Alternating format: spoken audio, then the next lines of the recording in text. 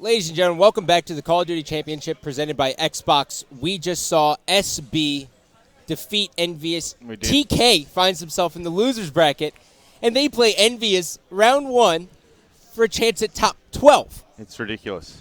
Insane. It's been, yesterday was the day of upsets. Today is starting off in the exact same way. Epsilon 3-0 Optic in that pool play, and then Optic 3-0ing TK in their round 1 matchup. So it's absolutely ridiculous. But right now, it's going to be Vitality Risers up against Epsilon. I really want to see what this Vitality Risers has. I've seen the return team, not Risers. And the Risers is the better team. These guys went head-to-head at the EU qualifier, 3-2. So a very close one.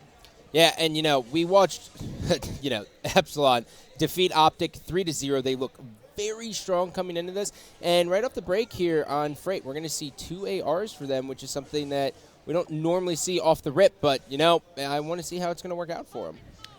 It'll be difficult indeed, and these guys are actually going to try and push out quickly towards that B flag. But obviously, it's one of those things you usually do see teams just sit off and hold off from that B area just until they get a little bit of map control. But it looks like Carnage going to get some nice little kills there, picking up Flux and Jared straight away, but getting dropped there by Tommy afterwards. The B flag still up for grabs, though. Both teams having their home flags. Only one player to the right-hand side. It's inside a brewery. Oh, God, he shot so many beer bottles. He did indeed, but everything but the player, and just like that. A lot of exchanging in regards to kills, and 2 players down from each team, but right now it's very close, and these 2 teams are starting to look pretty even.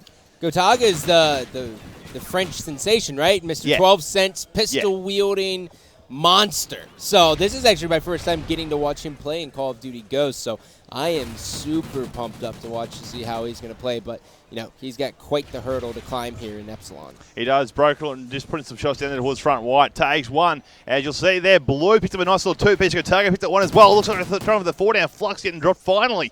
As these guys should have been putting in for the B flag instead, but no one really set up to try and capitalise on that 3-player down just moments ago. So it sort of shows. It's now been 1 minute and 20 seconds. Still the B flag has not been taken by either team. It's been neutral for the most part. A few players just running across it every now and again.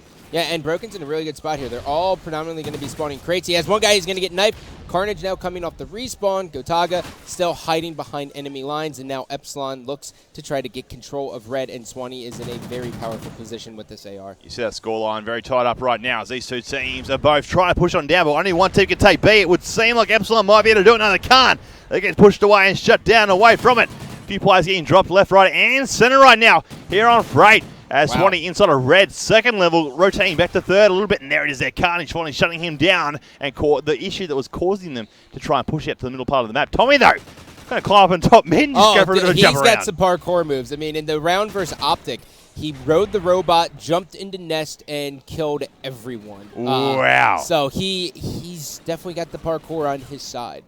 3-point streak, but still, finally, after almost the first quarter gone from this domination on Freight, B gets picked up. It's going to be Epsilon who take it, and hopefully they can get a bit of a lead happening right now, because it's, of course, it's going to be tied because both teams only had their home flag for such a long time. Now, I want you guys to pay attention to right here, the guy I've highlighted on the minimap. That's going to be Jerd. Jerd's going to stay in this spot, and by spawning here, he's going to spawn his teammates closest to him at Red, and that is a very, very powerful spot, so he needed to be taken out. Good job by Vitality. It is. And obviously, the only thing you got to worry about when they spawn at the lumber side is they push under through blue. Yep. And that way you could come around in through container yard. But Swanee picked up that 2-piece. And you see right now Tommy pushing for the C flag, helping getting actually a teammate there with Flux, both pushing towards that C flag. But they have lost A.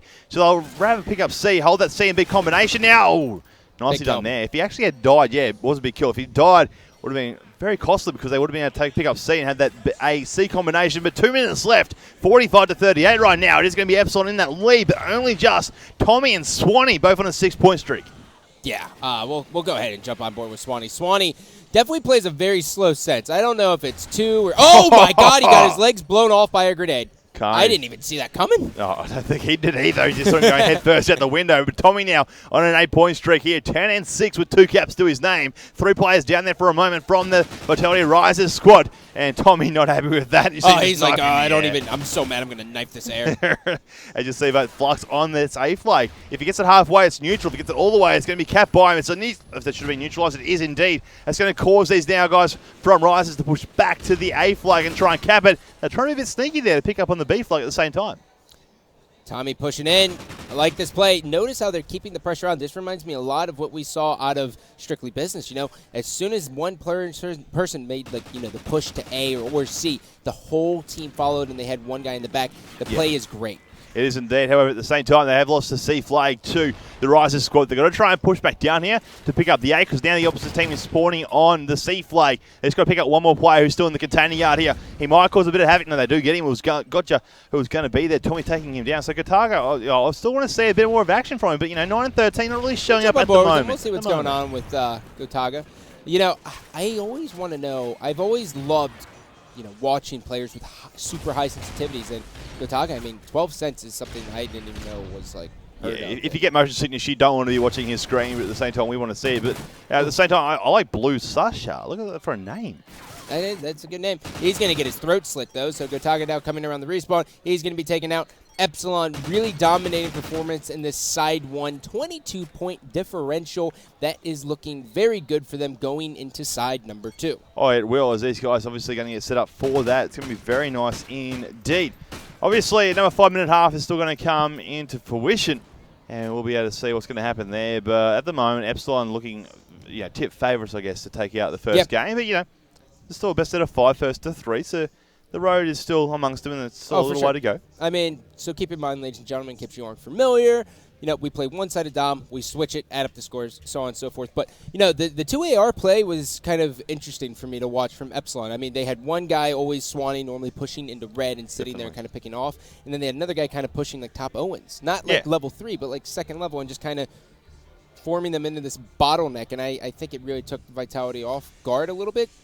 It really did. Like, you saw Tommy there in that red ability, you know, just causing a fair bit of havoc there. He's on about an 8-point streak for a while, Swanning as well on a 9-point streak, and, you know, just for a little part of that first half, it was really causing a lot of damage, and Risers just couldn't really match back up on it. So that's what you saw. And you saw, like, Risers really only had the A and C flags. They attempted B a few times, and they couldn't do much with it. So the A and C flags were, of course, the home flags, so they had to go off the edge of the map. And on a map like Freight, it's not really going to work that well for you, because it's so easy to lob those nades because it's so open. Yeah, like it's very open. It's sort of it's okay to do, I guess, on, like, if you were to compare it to Strike Zone, because there's more areas you can get cover from. Yeah. But, you know, Freight, not so much, because there's so many areas from nades and so many positions where people can just come and rush you from. I love how we've already seen basically a completely new domination game already. I mean, when we started off day 1, everyone was kind of like, you know, feeling it out, trying to traditional play, but we're now seeing that when you have your home flag and you grab B, you want to basically just make a straight shot for their home flag and have your teammates just kind of follow you. You have one guy kind of float in the back, but you all just kind of keep pushing and keeping them to coming back to their base. Normally, we always see, like, one guy kind of go back there, you know, and just, like, kind of be a nuisance, but now we're seeing it's a whole collective unit. These guys, of course, from Epsilon want to try and just get away to an early lead here in the second half. Now, remember, it took 2.5 to 3 minutes before that B flag was actually captured. So let's see what's going to happen here at the start of the second half. Will they go straight for the B flag, or will they just, again, sit away? Because, again, remember, Epsilon have the lead, so they don't have to really go for a second flag early off the bat. Yep. Gotaga now spawning in with just the sub. No tacticals at all, so Ike tells me one thing, and that means he's going to be hyper-aggressive. We may see a quick hop on B, but he's going to have a big gunfight here coming up. Well, that's what they need to do. They need to get quickly that second flag cap. You're going to see a player thanks to Oracle Mode on his right-hand side, though, looking to push on in there from behind. It will be, well, it's Jared taking him out. Broken now picking up one on Jared just straight afterwards, though. The B flag is looking to be in the hands here, and they should be able to grab it. Hopefully there's a player still on it. He gets pushed off, though, at the last moment, and then back on once again. So it should be contested this second, and it's all happening here at B. Both teams want it, but Swanee is going to jump on for teammate here, putting shots there back bricks, and they will be able to cap it. Epsilon with the 2-flag advantage right now here in the first 40 seconds of the second half. Man, we got some sneaky beavers. We got a lot of sneakers coming in around. Flux knew something was afoot. He was like, I thought I heard that gate open up. You can't trick me. There's no tomfoolery allowed here. As you'll see there, Flux is coming on in and picking up a couple of little easy kills. And then coming as white. He's seeing the blue Sasha who was waiting for him. Tommy now falling back to the C flag. Of course, was their home flag. Now he's going to try and regain control of it. Oh, misses the knife. Oh, God. Oh, my God. His Flux just saved his life. Oh, yeah. I mean, Flux is off to a great start. But Swanee, 4-0, just 2 caps. Calm and steady. winning the race here. He has a guy pushed all the way into red, and he's going to run right past him again. He's playing cat and mouse. It's like Tom and Jerry. No one understands that reference because we're old. Yeah, I know. We're just we are just old. As he's got one ball left in the chamber, though, he's got to go for a knife here as he tries to be sneaky there to come behind him, but can't do it, though. Flux picks up Sasha. Afterwards, the B flag is being lost. It was neutralized there by Carnage, but he couldn't do much afterwards. Gotaga picks up Flux after that as well. Gotaga on 2 and 4 as we're running screens. We do have Broken here, 3 and 3 with 1 cap to his name. 2 minutes almost gone here in the second half. The lead is in the hands of Epsilon here alone, but including their first half lead, these guys from Risers need the second flag. Yep.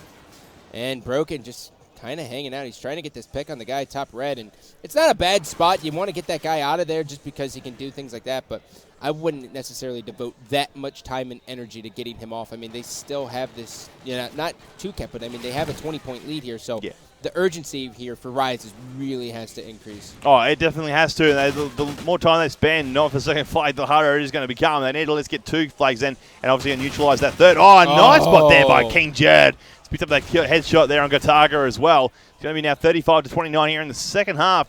Last quarter now coming into play. Of course, 2 minutes, 20 seconds on that clock. And, Jared on the 3-point street looking for number 4. Yeah, shots tags everywhere, but couldn't finish off that kill. He gets taken down. Here comes Tommy, and he can't get the kill either. Yep. And I really like the play here. They have no reason to kind of push up. They're forcing Vitality Rises. Oh, my God, he got devoured. He did. Swanee now coming here back to the B side of things, and just like that, it's going to be the Risers squad picking up their second flag finally, but is it too little too late? 7-point lead here in the second half to Epsilon, plus their first half lead.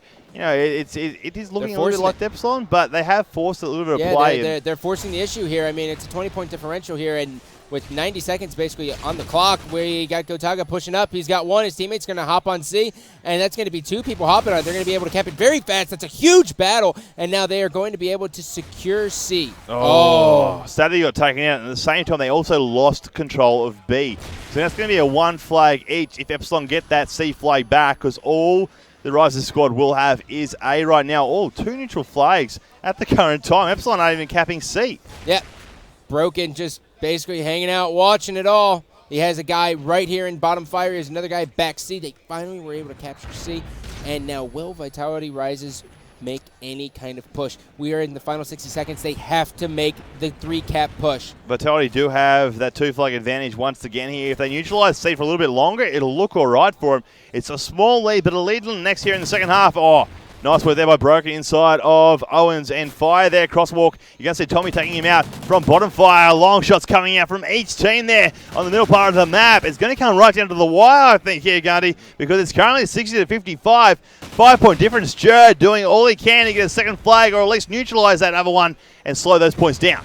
Yep, Jared just really played very, very well here throughout that entire time. I mean, his stats may not reflect it, but just doing exactly what he did secured Epsilon this Game 1 win, which is really what they're looking to do here. Oh, God. That is not what you want to have happen to you. It's not indeed. 66-59 the scoreline. It's going to come a few more points coming on in, obviously, as that time dwindles down. Flux. Nice jump shot there with that. And as you said, the red dot sight on the Vector. So I like it. He seems so to like it a lot more. And, I mean, for a lot of people out there who are realizing that it's all about the sub game, if you're making the transition over to the sub, definitely just throw a red dot on. You really can't. You can't forget either. For a map like Strike Zone, sometimes on Freight, the Bison is a good close combat match. SMG, for the fire rate that it packs. Yeah, it's not bad. So we'll have to wait and find out. But game number 1 in favour of Epsilon there. So 1 up in the series. But as I mentioned before this match progressed in, it was 3-2 in their EU qualifier. I think it was to Epsilon at that stage. But, it was a close match. So perhaps their S&D game for Rises is a little bit better. But at the same time, their domination game wasn't that bad either. It really depends. If it's Sovereign, Search and Destroy, it's not going to look good. But we are going to go to a quick commercial break and try to get back to the action as